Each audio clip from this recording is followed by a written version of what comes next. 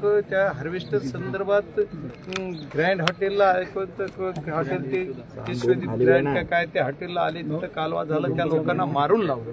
मी त्याला तुम्हाला सर्व मीडियाला पण बोललो, पण मीडियावाल्यांनी दखल घेतली नाही, प्रिंट मीडियावाल्यांनी कुणी नाही, पोलीस स्टेशनला त्यांची कंप्लेंट नाही. आणि मी माझ्या बाईटमध्ये जे बोललो की अरे ही असं जर असेल तर किती चुकीचं आहे. मग ह्याची सुरुवात कधी झालेली तर माझे मुख्यमंत्री महोदयांना आणि जे कोणी सर्व या सत्ताधारी पक्षाचे लोक आहेत त्यांना विनंती आहे की तुम्ही खऱ्या अर्थानं आम्हाला न्याय देणार आहात. तुम्ही आम्हाला जर न्याय देणार नसाल तर मग विनाकारण कशामुळे याचा असं बाजार करताय. आम्हाला न्याय देणार नसाल तुम्ही तर पहिली 55 म्हणल्यासारखं होऊन जाईल. मला कुठलं राजकारण करायचं नाही, जातीपातीवर बोलायचं नाही, कशावर बोलायचं नाही. माझी मागणी एकच आहे की आमच्या कुटुंबाला न्याय पाहिजे, आम्हाला न्याय पाहिजे. आम्हाला गावकऱ्यांच्या भावना बघितल्या पाहिजेत, परिसराच्या भावना बघितल्या पाहिजेत, जिल्ह्याच्या भावना बघितल्या पाहिजेत. मायबाप पोलीस यंत्रणेने सुद्धा त्या पद्धतीने काम केलं पाहिजे. पोलीस यंत्रणेचे बरेच काही विषय आहेत, मी सर्व येणारे जे आता मला प्रेस घ्यायची त्याच्यामध्ये बरेच काही मी खुलासे करणार आहे, बऱ्याच काही गोष्टी आणखी उघड करणार आहे. ज्या गोष्टी मला विनाकारण डोलबाजी करायची नाही, पण मी पुराव्यानेशी पहिल्यांदा प्रेसला कागद घेऊन बसणार. एक गोष्ट अशी आहे की ह्याने देशमुख कुटुंबियांनी टोकाचं पाऊल उचललेलं आहे, गावकरी त्यांच्या बरोबर आहेत. तुम्ही काय विनंती करणार आहेत का ते जीवन संपवण्याची भाषा करताय? अहो मग त्याच्यासाठी तर मी आलोय. असं जीवन संपवून चालणार नाही. एक आमचा कार्यकर्ता गेलाय, एक माझा भाऊ गेलाय, दुसरा आहे त्यांनी जीवन संपवण्याची भाषा करू नये, त्यांना मी समजावून सांगायसाठीच आलोय. आणि याच्यानंतर पोलीस यंत्रणेला सुद्धा जॉब विचारणार आहे की तुम्ही आमच्या मरणाचीच वाट बघताय का?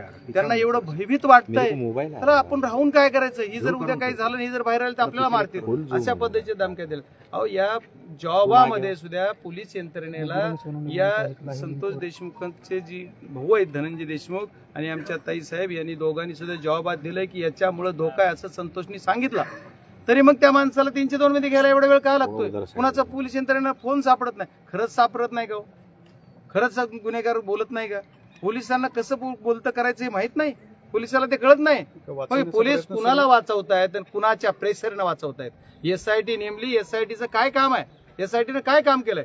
सीआयडी जी आहे ते सीआयडी मध्ये सुद्धा कुठं सीआयडीला सरेंडर होतात त्यांच्या ऑफिसला, आणि सरेंडर होऊन सीआयडी त्या गुन्हेगारला का पकडत नाही? त्याची गाडी जप्त केली मी बोलल्यानंतर, पुन्हा त्याला आणखी पकडत नाहीत. मग या सीआयडी बरोबर सेटलमेंट करूनच हा आरोपी सरेंडर झाला का? हे सुद्धा प्रश्न आहे. आणि मी ही जॉब प्रत्येक विचारणार आहे. आणि जर याच्यावर नाही झालं तर मी काल रात्री 12:22 का 15 मिनिटाला साधारणतः ट्विट केलंय आणि मी सांगितलंय त्याच्यामध्ये की मी सुद्धा याच्या आंदोलनामध्ये वेगळा पवित्रा पुढच्या वेळेस घेणार आणि त्याच्या जर बघणार आहे 2 दिवस काय होतं. आका जबाबदार आहे का? मला त्याच्यावर काही बोलायचं नाही. मला असं मी स्पष्ट बोलणारा माणूस आहे. मी कुणाचं असलं मला ती तसलं नाटकी बोलता येत नाही, ह्याचं ते तसलं काय नाही. मी आहे ज्याचं नाव घ्यायचं त्याचं स्पष्ट घेईल, जिथं वेळ तिथं नाव घेईल. मला कुणाचा राजीनामा पाहिजे नाही, मला कुणाचं आकाशबुद्धी नाही. मला या मारेकऱ्यांना फाशी पाहिजे, याचा मास्टर माइंड याच्यात आला पाहिजे. जिल्ह्यात दररोज घटना घडतायत यार. एवढं आज एसपी आले 1 महिना झाला, खूप चांगले एसपी म्हणून आम्ही कौतुक करतोय. परत राग चालू आहे. त्या राखाखाली एक काल सरपंचाचा बळी गेला. मग असं पद्धत तुम्ही अवैध धंदे कुठे बंद करायला? गुटखा चालू, मटका चालू, सगळं चालूच आहे. किती बेरबारचे लायसन घ्यायचे महाराष्ट्राचा मशिया व्हायचंय का यांना? एवढे बेरबार बेट जिल्ह्यात काढू. मग ह्या पद्धतीवर आज जर कुणी बोललं नाही, आज जर नाही केलं, ठीक आहे, काय कुणाचं काय होईल जीवावर बेतल हे मला माहित नाही. पण माझं एकच म्हणणं आहे की ह्या सर्व गोष्टी करताना जर आज कुणी लोकप्रतिनिधी म्हणून मला बीड जिल्ह्याचं लोकांनी निवडून दिलंय आणि मी जर नाही बोललो तर मला लोक कदापि माफ करणार नाहीत. त्याच्यामुळे मी याच्यावर बोलणार, शेवटपर्यंत बोलणार, सर्व जणांना फाशी उचत बोलणार.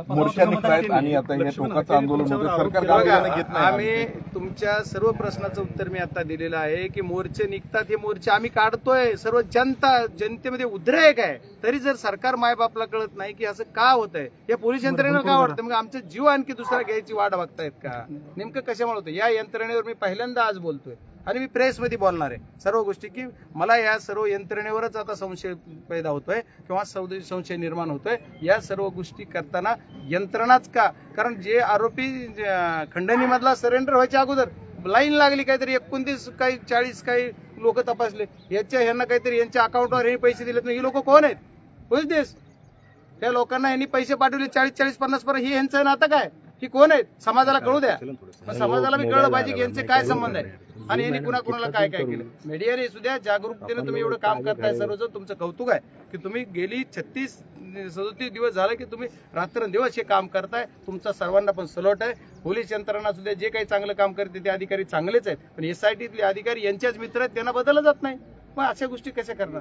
आणि याच्यात कुठं भाषणबाजी नाही, कुठं नाही. मला आमच्या कुटुंबाला ही करायची, भेट घ्यायची, त्यांना सांगायचं असं तुम्ही निर्णय टोकाचा घेऊ नका, हे मी त्यांना बोलणार आहे. खूप खूप धन्यवाद.